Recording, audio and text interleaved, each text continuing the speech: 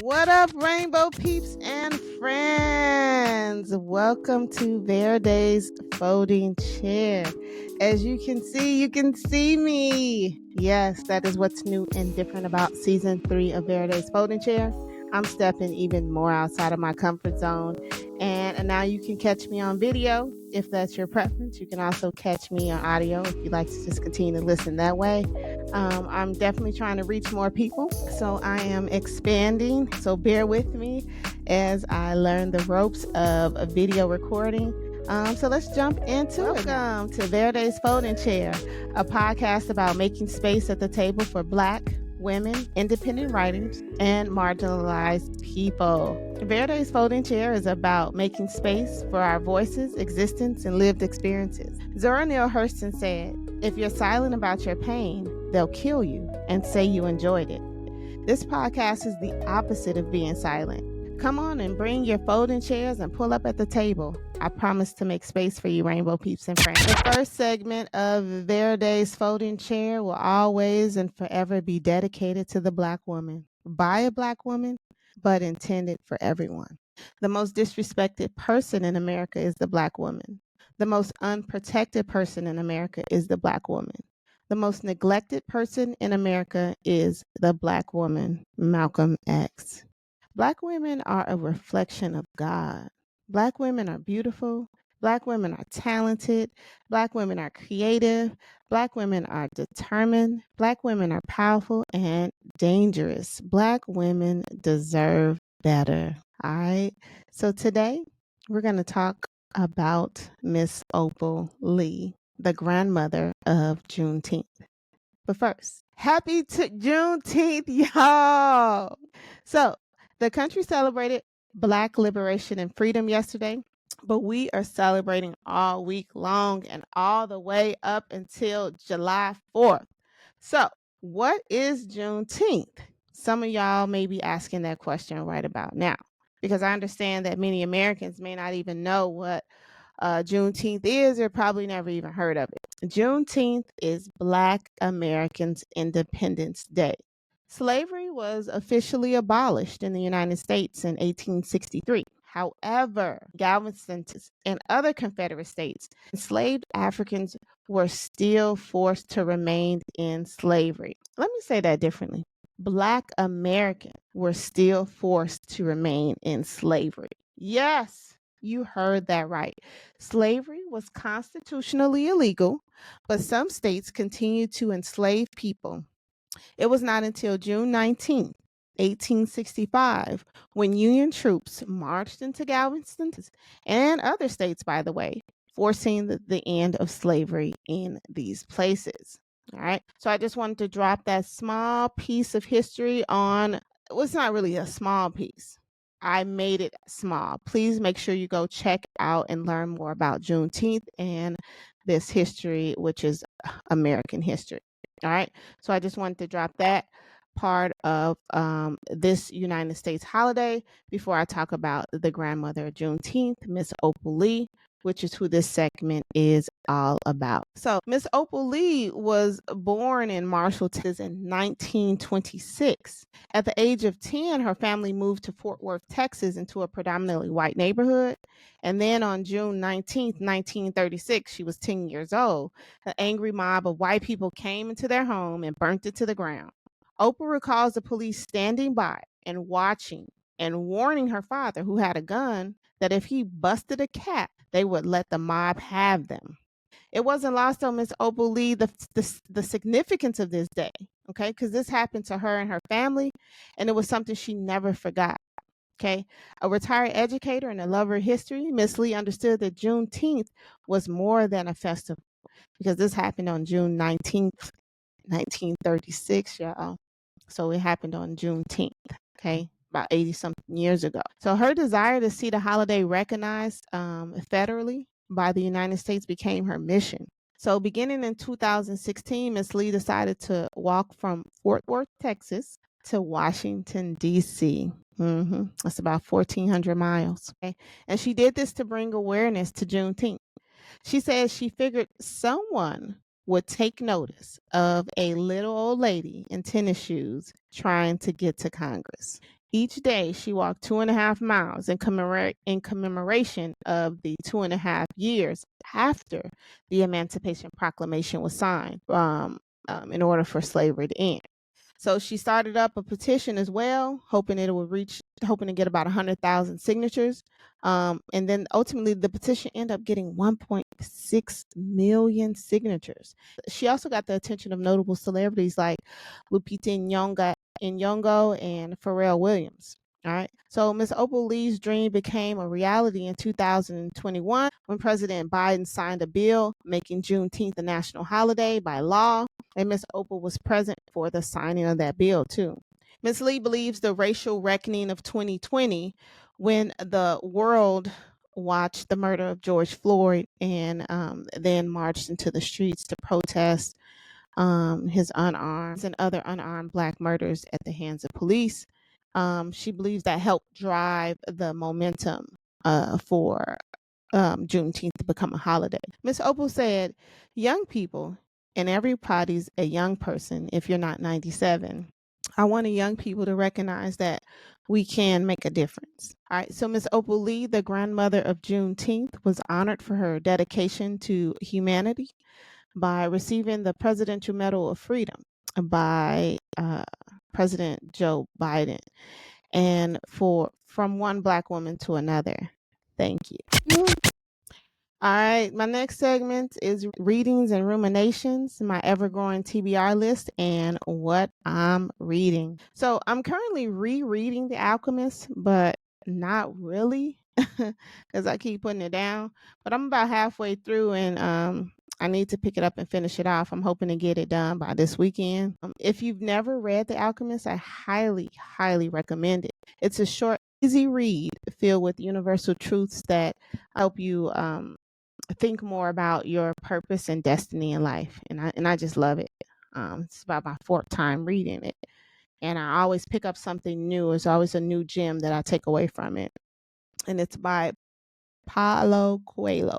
All right, so I'm also listening to On the Same Page by Haley Cass.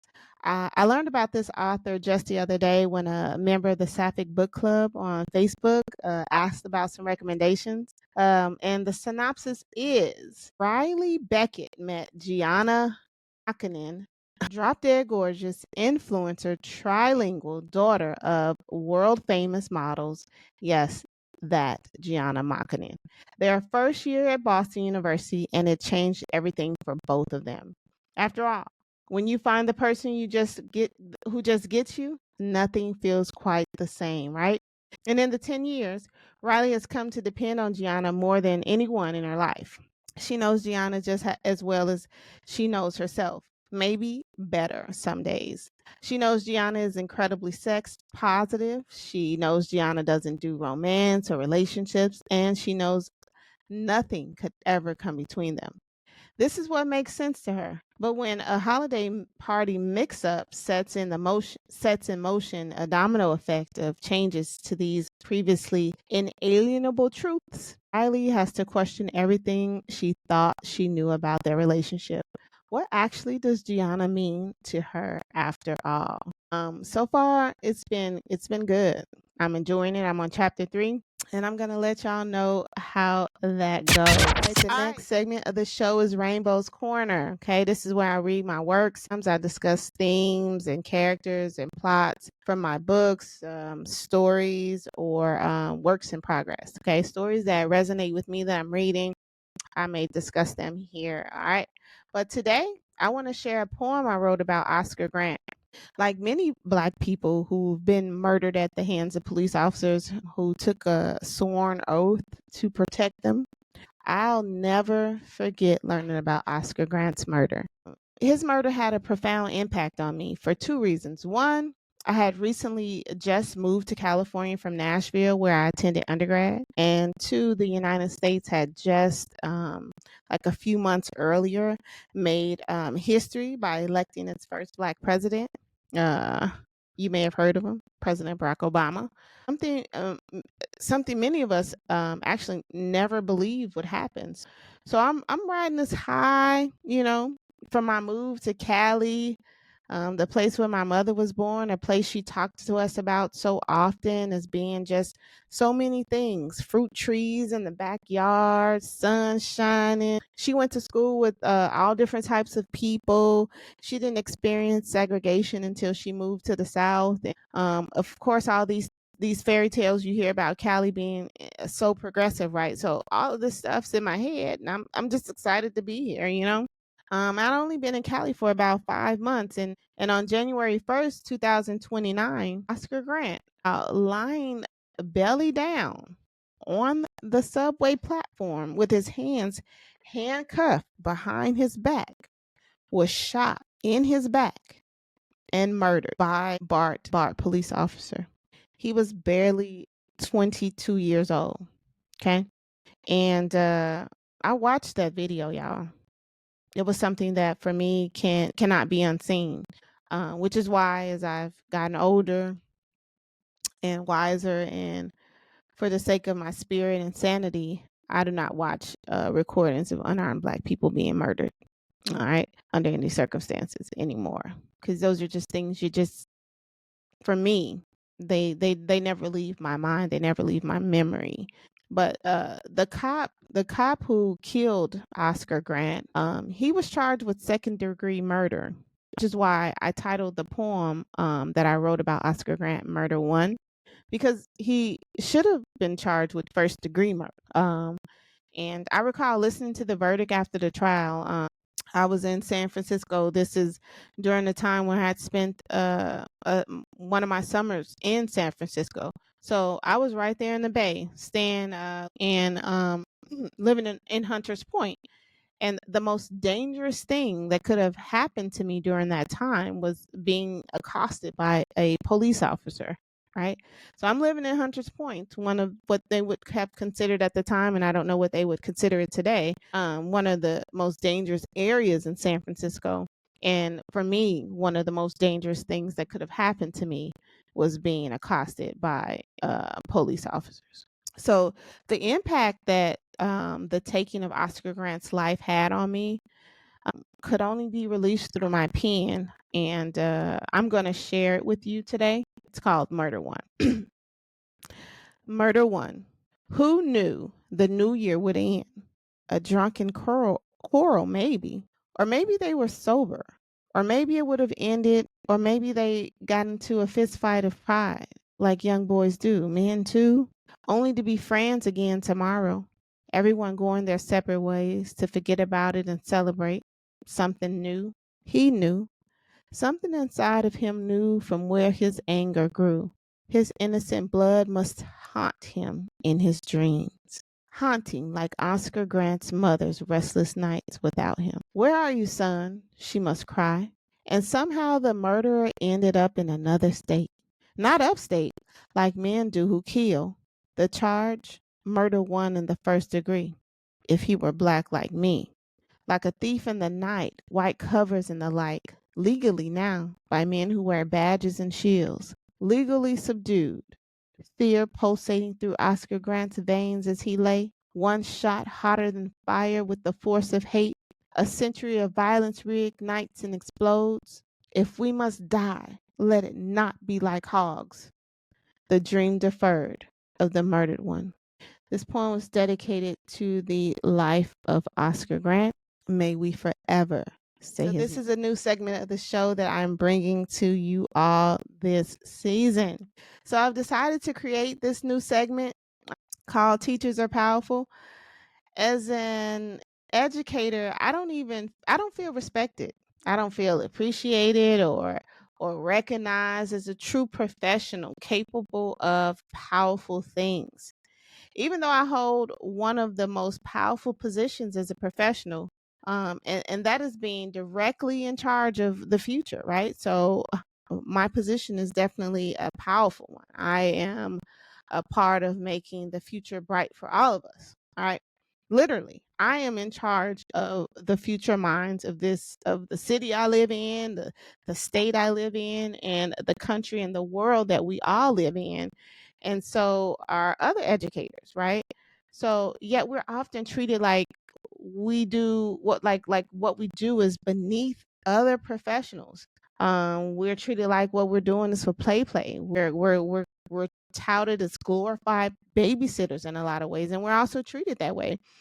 And we are not treated like true leaders in the world of professionals. So this segment, which really is a movement that I am hoping to start, is designed to change that. What prompted Teachers Are Powerful for me is last summer, I was sitting down talking to one of my friends, and she was discussing a program her job was trying to implement within the realm of education.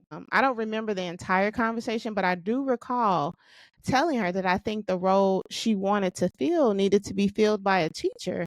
Just the back and forth we had about whether a teacher was the appropriate person for the role and whether a teacher had the power to be in the role and have any type of influence and make any changes was like, it was like the last straw for me, honestly, because one of the things that happens in education is a lot of people have conversations about education without talking to educators. So I was sitting there thinking about how tired and fed up I was with people trying to play us short. Like we became teachers because it was the only thing we could do with our lives. And like it's so easy to become a teacher in the first place. And I want people to stop doing that, especially in the state of California. I'm gonna need that to end. Okay. Because do you know how many tests that I had to take that they make us take in order to become teachers? To date, let me just run it through to you. Let me run it back. Let me run it down to you. To date, I've taken the CBEST, which includes 3 separate tests. Okay. I've taken the CSET, which includes 4 separate tests. I've taken the RECA test, which is a reading test. I completed 3 years of grad school. That's after 4 years of completing my bachelor's. Add on an additional 3 classes after that, including student teaching. And that was after I did 3 years of job placement as a teaching internship. I also had to take and pass what they call Cal TPAs, also known as the test from hell, okay, which includes cycles of video recordings and hours and hours and hours of writing, which I don't think anyone is really reading. All right. So when people try to play in my face and talk to me like I'm short, I've begun to take that really personally as an educator. I really have. It has happened to me so much over the course of my time as an educator, as a professional educator. I've been in education for over 20 years now, but teaching in the classroom, I've been doing it for 15 years. And at one point, I may have even believed what some of these people are saying about the field of education because I was just hearing it so much and experiencing it so much.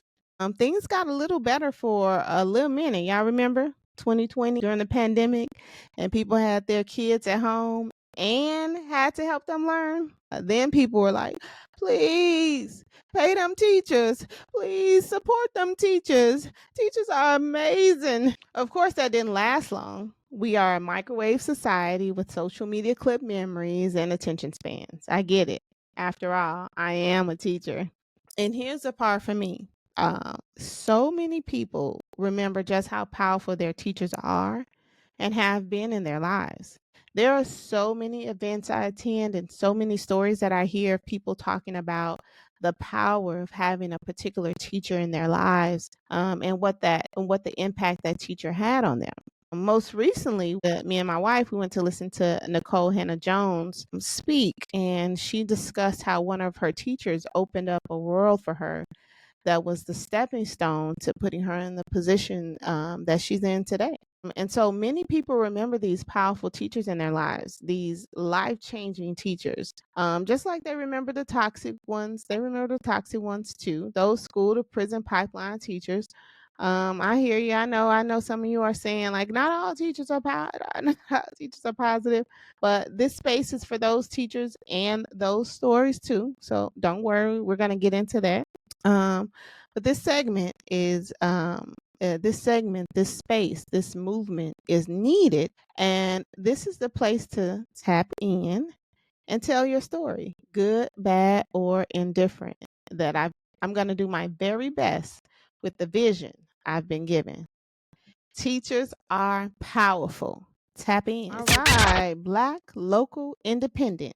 You can be one, two, or even all three of these things, but you can't be none. So y'all know what time it is. This is a segment of the show where I talk about a black artist or a local artist, a local store, independent store, something of that nature. But today, I'm going to talk about events happening in and around Sacramento this summer. And I'm just going to bring out through a list of a few things just so have some idea of what to do to get out and get out in that sun if that's what you like to do. So for one, there is, and this is all on Eventbrite, so you can go check it out there, sign up, get your tickets and all that good stuff.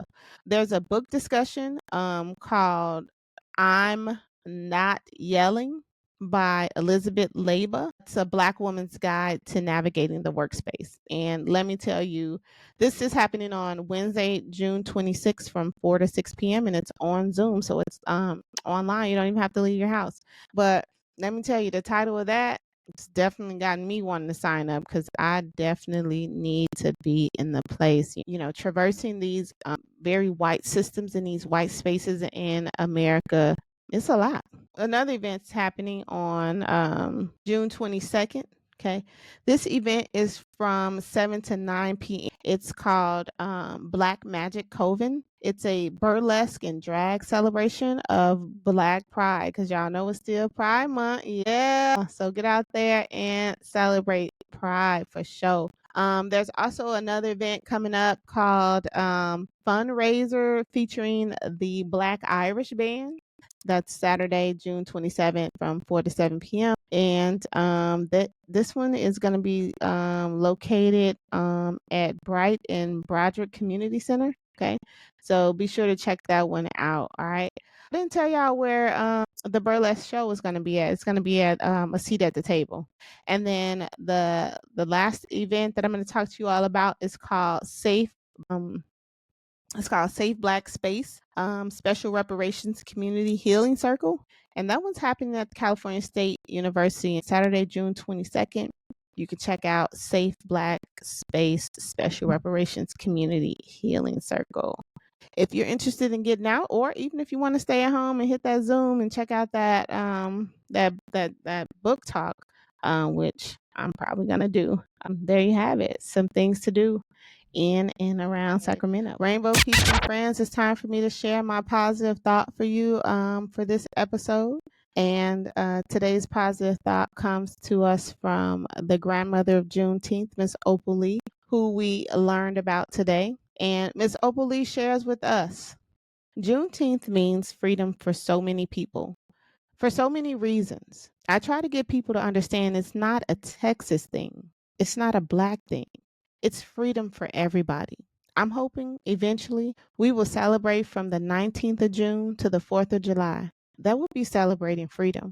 Remember my words for safekeeping. Remember what I say.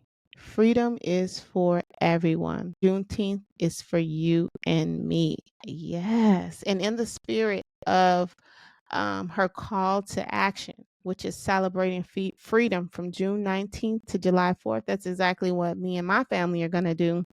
And I hope you and your family join us. Freedom is for everyone. All right, that's all the time we have today.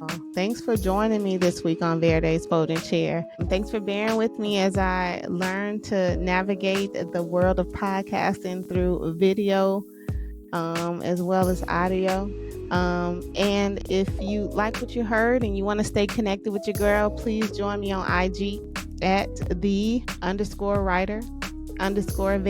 You can find me on Twitter at Verde_Arzu and or Facebook at the writer Verde Arzu. I'm also on LinkedIn, y'all. I'm everywhere. Okay, so you can catch me on LinkedIn under the name Verde Arzu. And you can also find a copy of my book, Rainbow, a Black queer novella, and other Rainbow merch on my website, verdearzu.com.